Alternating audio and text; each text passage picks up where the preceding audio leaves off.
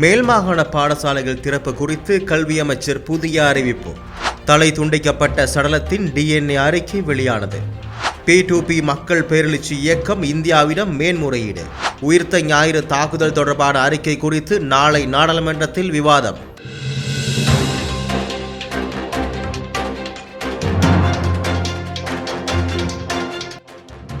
மேல் மாகாண பாடசாலைகள் எதிர்வரும் 15ஆம் தேதி ஆரம்பமாக உள்ளதாக கல்வி அமைச்சர் பேராசிரியர் GL பீரிஸ் தெரிவித்துள்ளார். அதன் அடிப்படையில் முதல் கட்டமாக 5, 11 மற்றும் 13ஆம் தர மாணவர்களுக்கான வகுப்புகளே எதிர்வரும் 15ஆம் தேதி ஆரம்பமாக உள்ளதாக தெரிவிக்கப்பட்டுள்ளது. ஏனைய தரங்களுக்கான வகுப்புகள் ஏப்ரல் விடுமுறையை அடுத்து ஏப்ரல் மாதம் 19ஆம் தேதி ஆரம்பமாக உள்ளதாக கல்வி அமைச்சர் தெரிவித்தார். எனினும் ஏனைய மாகாணங்களில் எதிர்வரும் 15ஆம் தேதி முதலாம் தவணைக்காக பாடசாலைகள் ஆரம்பிக்கப்படும் என்று நேற்று அறிவிக்கப்பட்டது. கொழும்பு டேம் வீதியில் தலை துண்டிக்கப்பட்ட நிலையில் மீட்கப்பட்ட பெண்ணின் சடலம் தொடர்பாக DNA அறிக்கை வெளியாகியுள்ளது. அதன் அடிப்படையில் குறித்த DNA அறிக்கை குறிப்பிட்ட தெப்பனாவ பகுதியை சேர்ந்த பெண்ணுடையது என உறுதி செய்யப்பட்டுள்ளது. கடந்த மார்ச் மாதம் 1ஆம் தேதி குறித்த பெண்ணின் சடலம் மீட்கப்பட்டிருந்ததுடன் தலைப்பகுதி கிடைக்காத காரணத்தினால் DNA பரிசோதனை மேற்கொள்ளப்பட்டது. குறித்த பெண்ணின் தாய் மற்றும் சகோதரனின் DNA மாதிரிகளின் ஊடாக குறித்த சடலம் 30 வயதுடைய தெப்பனாவ பகுதியை சேர்ந்த திலினி என்ற பெண்ணுடையது என உறுதி செய்யப்பட்டுள்ளது. இலங்கையை சர்வதேச குற்றவியல் நீதிமன்றத்திடம் முன்னிலைப்படுத்த வேண்டிய பிரேரணியை மனித உரிமைகள் பேரவையில் உள்ளடக்குவதற்கு உதவுமாறு கோரி பொத்துவில் முதல் பொலிகண்டி வரையிலான மக்கள் பேரெழுச்சி இயக்கம் இந்தியாவிடம் மேன்முறையீடு ஒன்றை முன்வைத்துள்ளது. பிரதமர் நரேந்திர மோடிக்கு கடிதம் ஒன்றை எழுதியுள்ள P2P இயக்கம் இந்த மேன்முறையீட்டை மேற்கொண்டுள்ளது. ஐக்கிய ராச்சியம், கனடா, ஜெர்மனி, மொன்டினெக்ரோ மற்றும் வடக்கு மசிடோனியா ஆகிய நாடுகள் இணைந்து ஐநா மனித உரிமைகள் பேரவையில் பூச்சிய வரைவு அறிக்கையை சமர்ப்பித்துள்ளன. குறித்த நாடுகள் அந்த தீர்மானத்தை மேற்கொண்ட போது பாதிக்கப்பட்டோரை கலந்தாலோசிக்கவில்லை என்பதுடன் தன்னிச்சையாக வரையப்பட்ட பூச்சிய வரைவு தீர்மானத்தை ஐநா மனித உரிமைகள் பேரவையில் சமர்ப்பிக்க முன்னர் தமிழர்களால் மேற்கொள்ளப்பட்ட இணைந்த மேன்முறையீடுகளையும் புறக்கணித்துள்ளன. இந்தியா ஐநா மனித உரிமைகள் பேரவையின் ஓர் உறுப்பினராக இருப்பதால் பூச்சிய வரைவு தீர்மானத்தில் இலங்கையை சர்வதேச குற்றவியல் நீதிமன்றத்தில் முன்னிலைப்படுத்த வேண்டியமையை பரிந்துரை செய்வதற்கான சகல உரிமைகளையும் இந்தியா கொண்டுள்ளது. பாதிக்கப்பட்டோராகவும் பாதிக்கப்பட்டோரின் பிரதிநிதிகளாகவும் பூச்சிய வரைவு தீர்மானத்தில் எதிராக இந்தியா செயற்பட வேண்டும் என்ற மக்கள் பேரெழுச்சி இயக்கம் தெரிவித்துள்ளது. உயிர்த்த ஞாயிறு தாக்குதல் தொடர்பான ஜனாதிபதி ஆணைக்குழுவின் அறிக்கை நாளை நாடாளுமன்றத்தில் விவாதத்துக்கு உட்படுத்தப்பட உள்ளது. நாளை முற்பகல் 11 மணி முதல் மாலை 5:30 வரையில் குறித்த விவாதம் இடம்பெற உள்ளதாக நாடாளுமன்ற பொதுச் செயலாளர் தம்மிக தசநாயக்க தெரிவித்துள்ளார். இந்த விவாதத்தின் போது விசேட அறிக்கை ஒன்றை முன்வைக்க உள்ளதாக அமைச்சர் ரியல் அட்மிரல் சரத் வீரசேகர தெரிவித்துள்ளார். இதனிடையே இன்று இடம்பெற்ற நாடாளுமன்ற அமர்வில் அரசியல் பழிவாங்கல் தொடர்பான ஜனாதிபதி ஆணைக்குழுவின் அறிக்கையை அமைச்சர் தினேஷ் குணவர்தன சபையில் சமர்ப்பித்துள்ளார். இதனிடையே சர்வதேச மகளிர் தினத்தை முன்னிட்டு பெண் நாடாளுமன்ற உறுப்பினர்களின் ஒன்றியத்தின் உத்தியோகபூர்வ இணையதளம் இன்று அங்குரார்ப்பணம் செய்யப்பட்டுள்ளது. நாடாளுமன்ற பெண் உறுப்பினர்களின் ஒன்றியத்தின் தலைவரும் ஆரம்ப சுகாதார சேவைகள், தொற்று நோயியல் மற்றும் கோவிட் தொற்று தடுப்பு நடவடிக்கை ராஜாங்க அமைச்சர் வைத்திய கலாநிதி சுதர்ஷினி பெர்னாண்டோ-புள்ளையின் அழைப்பின் பேரில் சபாநாயகர் மஹிந்த யாப்பா அபேவர்தனவின் தலைமையில் குறித்த இணையதள அங்குரார்ப்பண நிகழ்வு இடம்பெற்றது.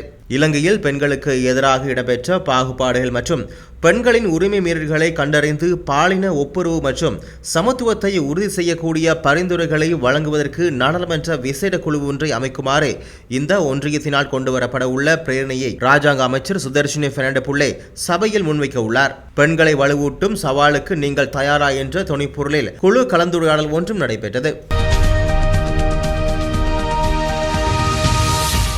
பெண்களின் பிரச்சனைகளை அறிந்து கொண்டு அவர்களுக்கான தீர்வினை வழங்கும் வகையிலான நடமாடும் சேவையை வழங்க எதிர்பார்த்துள்ளதுடன் அவர்களுக்கென தனியான ஜனாதிபதி செயலணி மற்றும் ஜனாதிபதி ஆணைக்குழுவை அரசு அனுமதியோடு ஸ்தாபிக்க எதிர்பார்த்துள்ளதாக எதிர்க்கட்சி தலைவர் சஜித் பிரேமதாச தெரிவித்துள்ளார். தலவத்துக்கொடையில் நேற்று இடம்பெற்ற ஐக்கிய மக்கள் சக்தியின் மகளிர் தின நிகழ்வில் கலந்து கொண்டு உரையாற்றிய போதே அவர் இந்த கருத்தை வெளியிட்டார். பெண்களை முன்னிலைப்படுத்தும் விசேட ஜனாதிபதி செயலணியை ஸ்தாபிப்பதே எமது நோக்கமாகும்.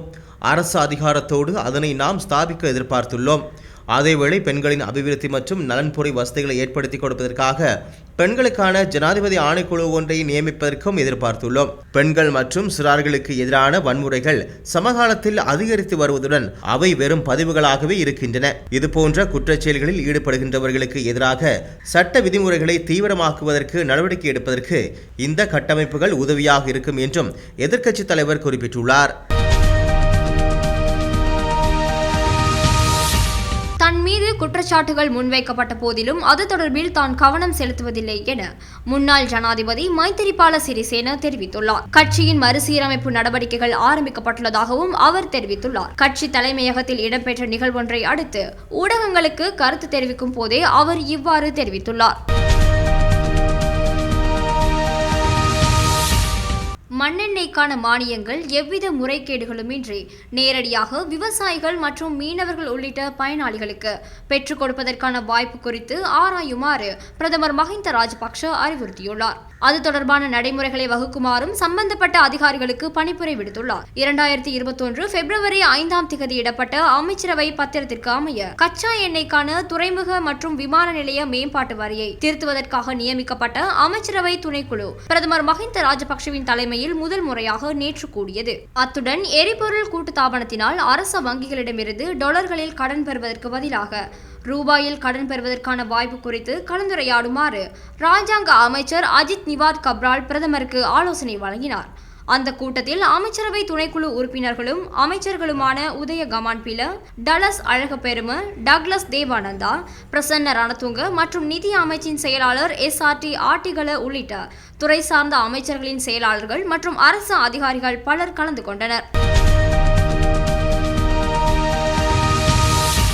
ஈஸ்டர் ஞாயிறு தொடர் தாக்குதல்தாரிகளில் ஒருவரின் மனைவியான சாரா எனப்படும் பெண் இந்தியாவில் உள்ளார் என்று உறுதியான தகவல்கள் கிடைக்கும் பட்சத்தில் அவரை இலங்கைக்கு அழைத்து வருவதற்கு தேவையான நடவடிக்கைகள் மேற்கொள்ளப்படும் என்று அமைச்சரவை துணை பேச்சாளர் உதய கமன்பில தெரிவித்துள்ளார். அமைச்சரவை தீர்மானங்களை வெளியிடும் செய்தியாளர் சந்திப்பில் இன்று கலந்து கொண்டு உரையாற்றிய போதே அவர் இந்த விடயத்தை தெரிவித்தார். சாரா என்ற பெண் இந்தியாவுக்கு தப்பிச் சென்றமை வெறும் நம்பிக்கையாகவே இருப்பதாக தெரிவித்த அமைச்சர் அது தொடர்பில் எந்தவித உறுதிப்படுத்தல்களும் இல்லை என்று குறிப்பிட்டார். எனினும் இந்தியாவில் சாரா இருப்பதாக உறுதியானால் இலங்கைக்கு அழைத்து வருவதற்கும் விசாரணை நடத்துவதற்கும் நடவடிக்கை எடுக்கப்படும் என்றும் அமைச்சர் தெரிவித்தார். தெளிவான உரிமையின்றி அரச காணிகளை வைத்துள்ள குடும்பங்களுக்கு உரிமை பத்திரங்களை வழங்கும் நிகழ்வு ஜனாதிபதி கோட்டாபய ராஜபக்ஷ தலைமையில் நேற்று ஜனாதிபதி அலுவலகத்தில் இடம்பெற்றது. ஜனாதிபதியினால் வழங்கப்படும் இந்த உறுதி பத்திரம் அறுதி உறுதி பத்திரமாக கருதப்படும். சுபிட்சத்தின் நோக்கு கொள்கை திட்டத்தின்படி ஒவ்வொரு குடும்பத்திற்கும் நெருக்கடி இல்லாத காணி உரிமையை உறுதி செய்வது அரசாங்கத்தின் நோக்கம் என்று நிகழ்வில் உரையாற்றிய ஜனாதிபதி தெரிவித்தார். பயனாளிகளுக்கு அதனை பிணையமாக வைத்து வங்கிக் கடன் ஒன்றை பெற்றுக்கொள்ளவும் உரிமை உண்டு. இந்த ஆண்டு இறுதிக்குள் 1 லட்சம் உரிமை பத்திரங்களை வழங்க எதிர்பார்ப்பதாக ஜனாதிபதி குறிப்பிட்டார். காணி அபிவிருத்தி கட்டளை சட்டம் மற்றும் அரசு காணிகள் கட்டளை சட்ட ஏற்பாட்டுகளின் கீழ் முழு நாட்டையும் உள்ளடக்கிய வகையில் சட்டப்பூர்வமாக தெரிவு செய்யப்பட்ட 20,000 பேருக்கு முதல் கட்டத்தின் கீழ் உரிமை பத்திரங்கள் வழங்கப்படும் எனவும் ஜனாதிபதி கோட்டாபய ராஜபக்ஷ தெரிவித்துள்ளார். அதேவேளை உரிமை பத்திரங்களை பெறுபவர்கள் தங்கள் காணிகளை வீடொன்றை நிர்மாணிக்கவும் விவசாய நோக்கங்களுக்காக மற்றும் வர்த்தக நடவடிக்கைகளுக்கு பயன்படுத்தலாம். அத்துடன் பயனர்கள் பயனுள்ள காணி பயன்பாட்டின் மூலம் தேசிய பொருளாதாரத்தை வலுப்படுத்த பங்களிப்பார்கள் என்று எதிர்பார்க்கப்படுகின்றது. குடிபோதையில் வாகனம் செலுத்துவோரை கைது செய்வதற்கான நடவடிக்கைகள் கடுமையாக்கப்பட்டுள்ளதாக போலீஸ் ஊடக பேச்சாளர் பிரதி போலீஸ் மா அதிபர் அஜித் ரோஹன தெரிவித்துள்ளார். அண்மை காலமாக அதிகரித்துள்ள வாகன விபத்துக்களை தொடர்ந்தே இந்த தீர்மானம் எட்டப்பட்டுள்ளது. கடந்த வாரத்தில் இடம்பெற்ற வாகன விபத்துக்களில் 15க்கும் மேற்பட்ட உயிரிழப்புகள் ஏற்பட்டுள்ளதாக அவர் தெரிவித்தார். இலங்கையில் பொதுவாக டிசம்பர் 20 முதல் ஜனவரி 5 வரையிலான காலப்பகுதியிலும் ஏப்ரல் 10 முதல் 20 வரையிலான காலப்பகுதியிலேயே அதிகளவில் வாகன விபத்துக்கள் இடம்பெறுகின்றன. அதற்கமைய எதிர்வரும் புது வருடத்தை கருத்தில் கொண்டு குடிபோதையில் வாகனம் செலுத்துபவர்களை கைது செய்யும் நடவடிக்கைகளை கடுமையாக்குவதற்கு போலீசார் தீர்மானித்துள்ளனர். மேலும் குடிபோதையில் வாகனங்கள் செலுத்துவோரை பரிசோதிக்க அனைத்து போலீஸ் நிலையங்களுக்கும் மேலதிக கருவிகளை வழங்குவதற்கும் நடவடிக்கை மேற்கொள்ளப்பட்டுள்ளதாகவும் போலீஸ் ஊடக பேச்சாளர் அஜித் ரோஹன தெரிவித்துள்ளார்.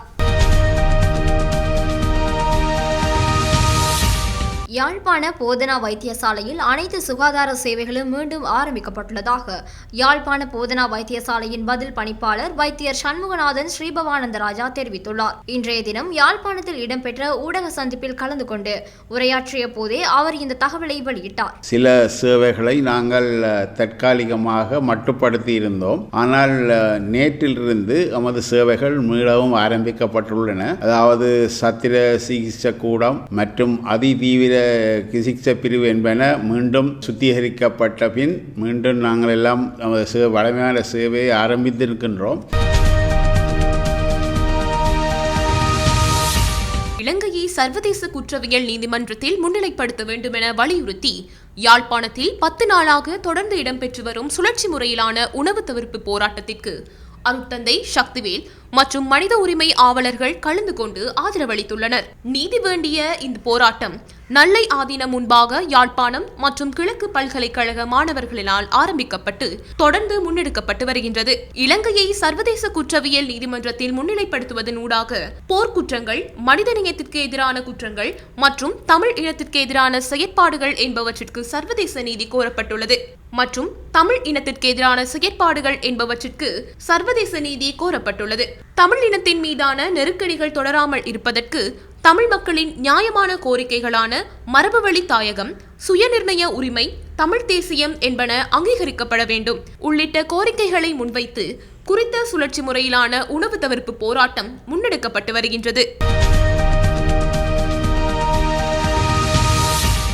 யாழ்ப்பாணம் நல்லூரில் நேற்று இரவு இடம்பெற்ற மோட்டார் சைக்கிள் விபத்தில் மக்கள் வங்கியின் கண்ணாத்திட்டி கிளை உதவி முகாமையாளர் உயிரிழந்துள்ளார். மோட்டார் சைக்கிள் கட்டுப்பாட்டை இழந்து வீதியை விட்டு விலகி மதிலுடன் மோதியமையாலேயே இந்த சம்பவம் நேர்ந்துள்ளது. இந்த விபத்தில் பருத்தித்துறையை சேர்ந்தவரும் நல்லூரில் வசிப்பவருமான ஸ்ரீஸ்கந்தராஜா பகீரதன் என்ற 3 பிள்ளைகளின் தந்தையே உயிரிழந்துள்ளார் என போலீசார் தெரிவித்தனர். மின் தடை காரணமாக வீதியில் இருள் சூழ்ந்திருந்ததால் அவரை அவசரமாக மீட்டு வைத்தியசாலையில் அனுமதிக்க முடியாமல் போனதால் அதிக குருதி போக்கால் உயிரிழந்துள்ளார் என்று விசாரணையில் தெரிவிக்கப்பட்டுள்ளது. சம்பவம் தொடர்பில் மேலதிக விசாரணைகளை யாழ்ப்பாணம் போலீசார் முன்னெடுத்து வருகின்றனர்.